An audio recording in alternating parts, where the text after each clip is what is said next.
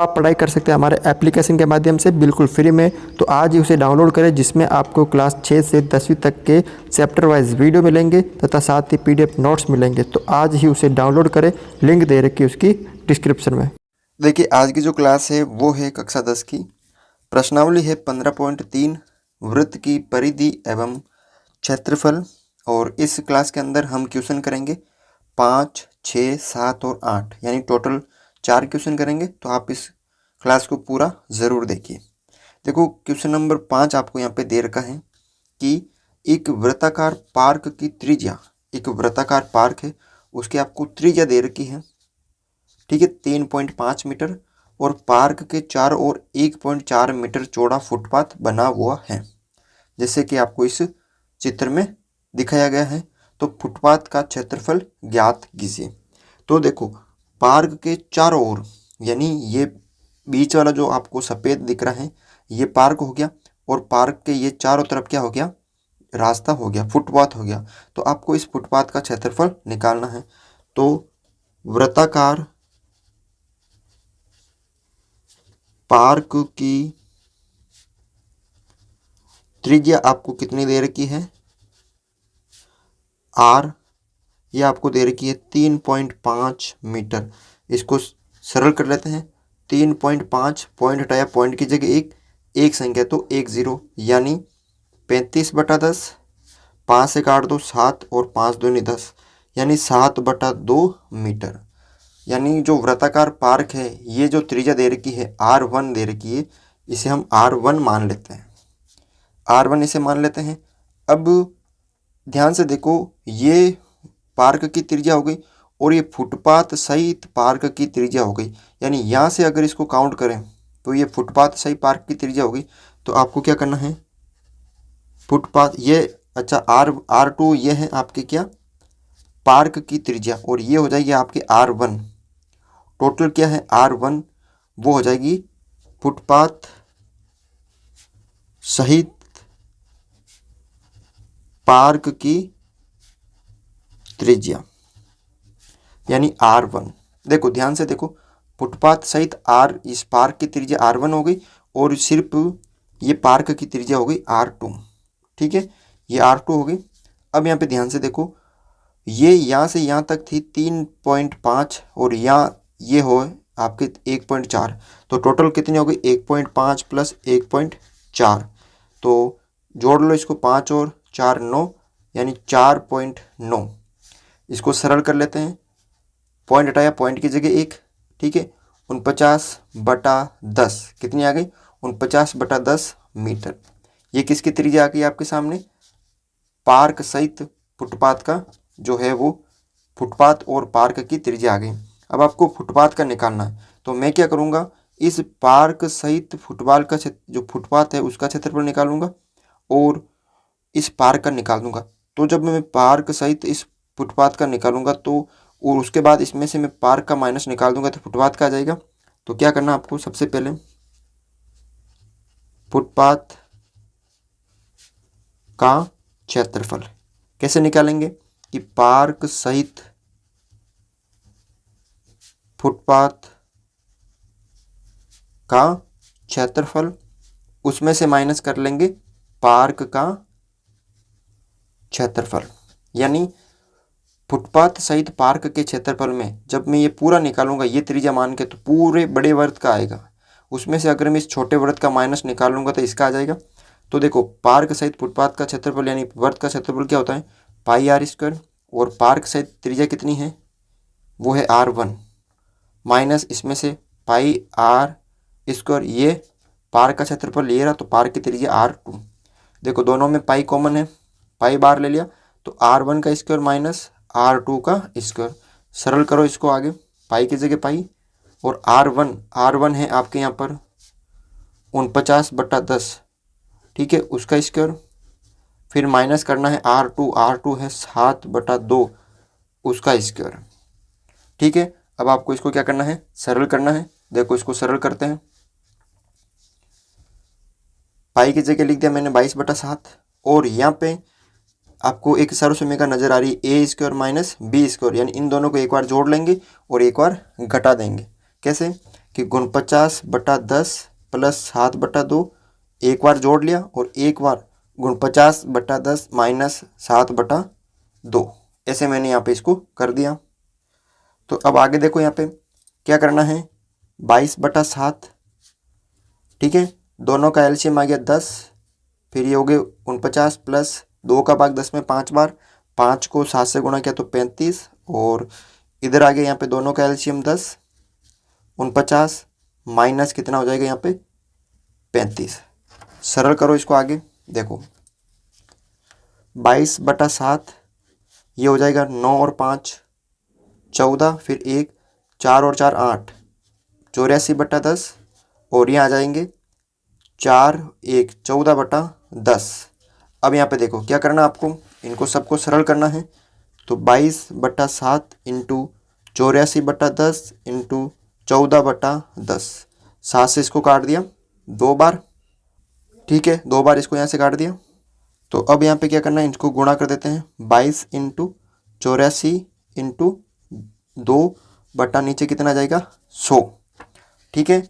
अब देखो 22 को 2 से करेंगे तो 44 इंटू 84 बटा नीचे 100। अब आपको क्या करना है, इन दोनों को गुणा करना है। जब आप इन दोनों को गुणा करोगे तो आपका आंसर आएगा 3696/100। अब इसके अंदर आप क्या कर दो, 100 का भाग दे दो, तो 36.96 क्या आ जाएगा यहाँ पे वर्ग मीटर। इस फुटपाथ का जो फुटपाथ है उसका एरिया यानी क्षेत्रफल आ जाएगा। क्वेश्चन नंबर 6 यहाँ पे क्या दे रखा है कि त्रिज्या 8 सेंटीमीटर वाले एक वृत्त के अंतर्गत एक वृत्त है जिसकी त्रिज्या 8 सेंटीमीटर है और उसके अंतर्गत खींचे जा सकने वाले वर्ग का क्षेत्रफल ज्ञात कीजिए। तो किस तरह की आकृति बनेगी वो पहले हम यहाँ पे देख लेते हैं। यानी इस तरह की जो है वो आकृति है जिसकी ये वृत्त है, तो वृत्त की त्रिज्या कितनी हो जाएगी आपके यहाँ पे, जो वृत्त है उसकी त्रिज्या कितनी हो जाएगी 8 सेंटीमीटर। तो आपको यहाँ पे क्या दे रखा है, वृत्त की त्रिज्या यानी आर का मान आपको दे रखा है 8 सेंटीमीटर। अब यहाँ पे देखो ये जो वर्ग बन रहा है तो ये क्या हो गई वृत्त की त्रिज्या और ये भी वृत्त की त्रिज्या।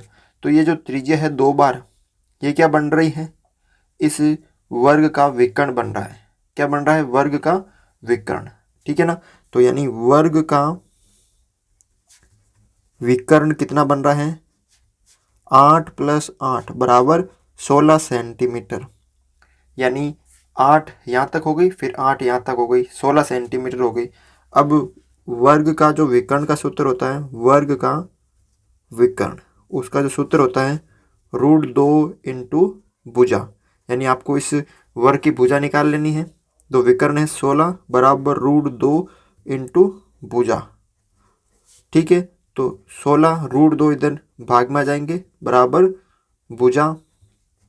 अब इसको सरल करना है तो क्या करना है, 16/√2 इंटू √2 को √2 से ऊपर नीचे गुणा कर देना है। तो देखो ध्यान से देखो ये बराबर भुजा। अब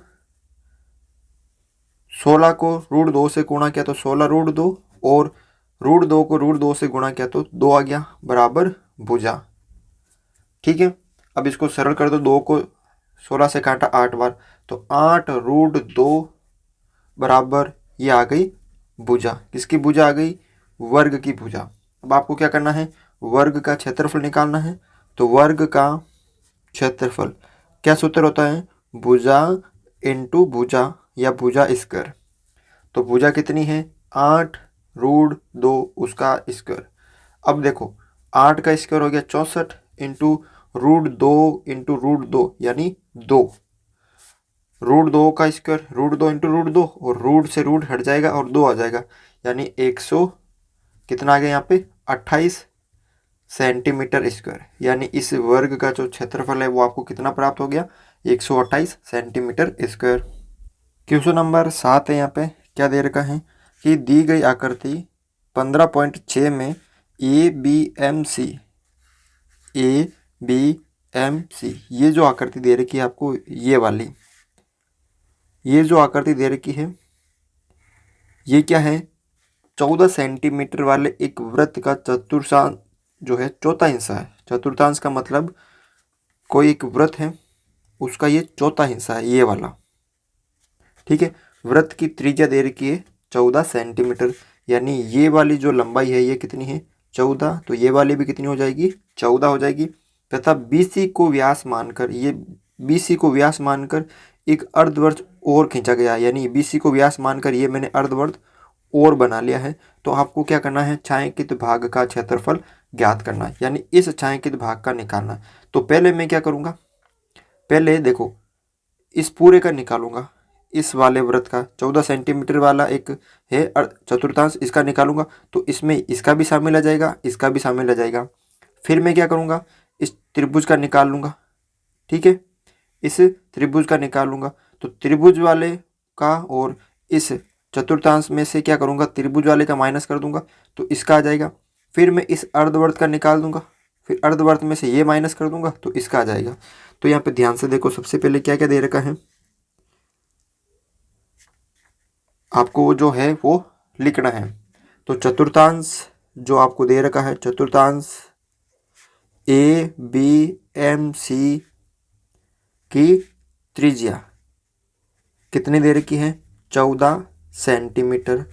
अब ये चौथा हिस्सा है, यानी पूरा क्षेत्रफल निकालूंगा पाई r², उसमें 4 का भाग दे दूंगा तो ये आ जाएगा। तो चतुर्थांश का क्षेत्रफल ये निकालना है, तो पूरा निकालूंगा वृत्त का पाई r², और ये चौथा हिस्सा तो 4 का भाग दे दूंगा। तो पाई की जगह 22/7 इंटू त्रिज्या कितनी है 14 इंटू 14 दो बार, और नीचे 4 की जगह 4। देखो पाई की जगह 22/7 आ गया, r² यानी त्रिज्या 2 बार है, और नीचे 4 की जगह 4, 7 से कट गई ये 2 बार, 2 एकम 2, 2 दूनी 4, और ये कट गया 11 बार, यानी 11 इंटू 14 गुणा कर दो तो कितना आ जाएगा 4, और 14 और 1 15, 154 वर्ग सेंटीमीटर। यानी ये जो क्षेत्रफल है, एरिया है, हमने किसका निकाला है, इसका, ये वाला चतुर्थांश है वृत्त का। तो ये चौथा हिस्सा वृत्त का, यानी पूरे वृत्त का ये चौथा हिस्सा, तो वृत्त का निकाल लेंगे और 4 का भाग दे देंगे, तो ये इसका आ जाएगा, यानी ये इसका क्षेत्रफल आ गया। अब आपको निकाल लेना त्रिभुज ABC का क्षेत्रफल। तो समकोण त्रिभुज ABC का क्षेत्रफल क्या सूत्र होता है, 1/2 इंटू आधार इंटू ऊंचाई। तो 1/2 की जगह 1/2, आधार कितना है 14 इंटू ऊंचाई कितनी है 14, 2 से काट दे इसको 7 बार। ठीक है, 14 को 7 से गुणा किया तो कितना आ गया 98 वर्ग सेंटीमीटर। देखो हमने इस चतुर्थांश का निकाल लिया, इस त्रिभुज का निकाल लिया। अब आपको क्या करना है, देखो इस ये जो अर्धवृत्त बन रहा ना BM यानी BCN, ये जो अर्धवृत्त बन रहा ना, तो अर्धवृत्त का व्यास, तो अर्धवृत्त ये जो है ये निकालना, हमें BC निकालना है। BC भी तो निकालना पड़ेगा कि ये BC कितनी है, तो ये जो BC है ये हमें निकालनी पड़ेगी।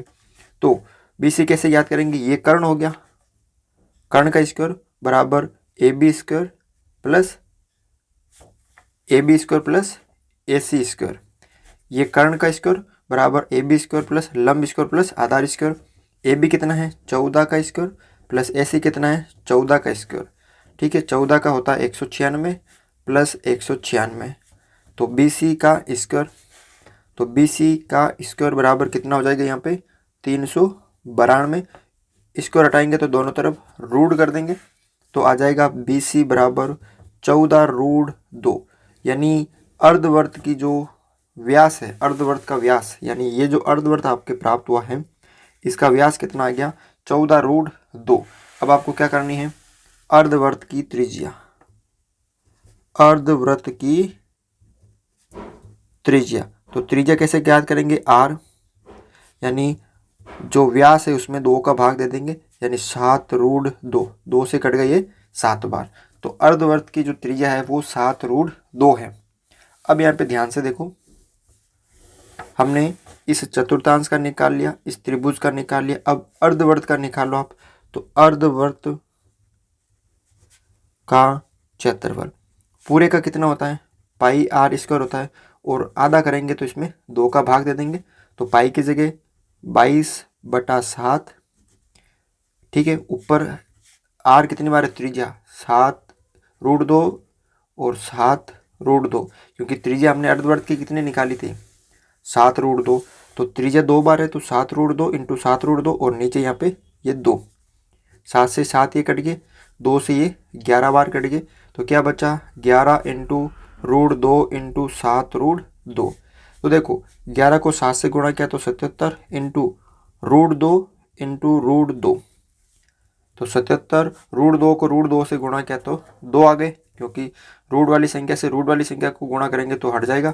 तो 77 को 2 से गुणा किया तो 154 वर्ग सेंटीमीटर।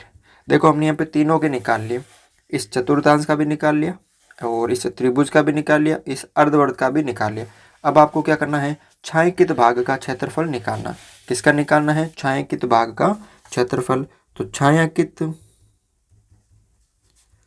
भाग का क्षेत्रफल कैसे निकालेंगे, सबसे पहले जो अर्धवर्त है, अर्धवर्त, ये देखो क्या करेंगे, पहले तो क्या करूंगा मैं, इस चतुर्थांश के क्षेत्रफल में से इस त्रिभुज के क्षेत्रफल को माइनस कर दूंगा। क्या करना है कि इस चतुर्थांश के क्षेत्रफल में से इस त्रिभुज के क्षेत्रफल को माइनस कर लूंगा तो ये आ जाएगा। फिर इन दोनों को माइनस करने के बाद इस अर्धवर्त में से ये माइनस कर दूंगा। तो कहने का मतलब है कि पहले देखो कैसे निकालेंगे, ये बाद में निकालेंगे छायांकित भाग का क्षेत्रफल। तो पहले मैं क्या करूंगा, जो अर्धवर्त है, अर्धवृत्त का क्षेत्रफल उसमें से माइनस कर दूंगा क्या मैं, चतुर्थांश का क्षेत्रफल माइनस त्रिभुज का क्षेत्रफल, यानी जो चतुर्थांश का क्षेत्रफल था उसमें से मैंने, देखो वापस मैं आपको समझा देता हूँ यहाँ पे कि इस तरह की आपकी आकृति थी, ये एक बन रहा है और इसके बाद एक और यहाँ पे बन रहा है। तो मैं इसका निकालना आपको, तो मैं क्या करूँगा, इस चतुर्थांश में से ये त्रिभुज माइनस कर दूंगा तो इसका आ जाएगा, और फिर इस पूरे अर्धवर्त में से ये माइनस कर दूंगा तो अर्धवर्त में से ये माइनस करूंगा। अब ये कहाँ से आएगा कि मैं चतुर्थांश में से त्रिभुज का माइनस करूंगा, तो अर्धवर्त का कितना आ गया 154, माइनस चतुर्थांश का कितना आया था, तो वो आया था 154, माइनस त्रिभुज का कितना आया था, त्रिभुज का आया था आपके 98। ठीक है, तो 154 माइनस, तो कर दो इसको सरल, देखो कोष्टक के बाद माइनस है तो ये 154 हो गया, और माइनस माइनस प्लस 98, 154 से 154 कट गया तो यहाँ पे 98 वर्ग सेंटीमीटर। तो इस छायांकित भाग का जो क्षेत्रफल है वो कितना प्राप्त हुआ आपको यहाँ पे, 98 वर्ग सेंटीमीटर। क्वेश्चन नंबर यहाँ पे देखो 8 है, क्या दे रखा है कि दी गई आकृति में ए बी का व्यास है, ए बी का व्यास है, ए बी यहाँ पे क्या है, व्यास है, ए बी यहाँ पे वृत्त का व्यास है, किसका व्यास है, वृत्त का व्यास है, और AC आपको दे रखी ये यहाँ से लेकर यहाँ तक, और BC आपको दे रखी है यहाँ से लेकर यहाँ तक। छायांकित भाग का क्षेत्रफल निकालना है, ये एक समकोण त्रिभुज है। तो सबसे पहले हम इस वृत्त का व्यास निकालेंगे। तो आपको क्या क्या दे रखा है, AC दे रखा है कितना 6 सेंटीमीटर, और BC आपको दे रखा है कितना 8 सेंटीमीटर। अब आपको ये ए बी निकालना, तो ये आपको देखो यहाँ पे समकोण त्रिभुज बन रहा है, तो ए बी क्या है, यहाँ पे कर्ण हो गया ना, तो ए बी यानी कर्ण स्क्वायर कैसे निकालते हैं, बराबर लंब स्क्वायर यानी AC स्क्वायर प्लस आधार स्क्वायर यानी BC स्क्वायर। तो AC कितना है 6 का स्क्वायर प्लस BC कितना है 8 का स्क्वायर, तो 6 का हो गया 36 प्लस 8 का हो गया 64, तो ये हो गया टोटल 100, और यहाँ पे AB का स्क्वायर। अब यहाँ पे दोनों तरफ रूट कर दिया तो ए बी यहाँ पे आ गया बराबर 100 का कितना होता है 10, यानी जो ए बी है वो कितनी है 10 सेंटीमीटर। तो यानी ए बी क्या हो गया, वृत्त का व्यास हो गया ना, ए बी जो है वो क्या हो गया, वृत्त का व्यास, यानी डी हो गया कितना 10 सेंटीमीटर।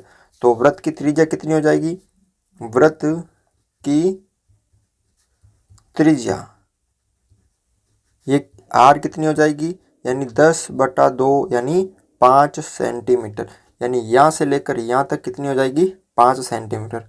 आपको इस छायांकित भाग का निकालना। तो मैं पहले क्या करूँगा, इस पूरे वृत्त का क्षेत्रफल निकालूंगा। तो वृत्त का क्षेत्रफल क्या हो जाएगा, पाई आर स्क्वायर। पाई की जगह 22/7 इंटू त्रिज्या कितनी है, 5 इंटू 5। ठीक है, तो देखो कितना हो गया, 22 को 5 से गुणा किया तो 110, कितना हो गया, 110 हो गया।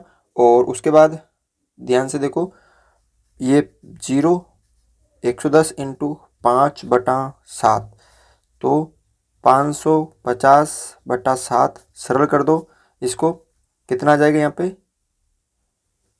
7 8 और 0.57 वर्ग सेंटीमीटर।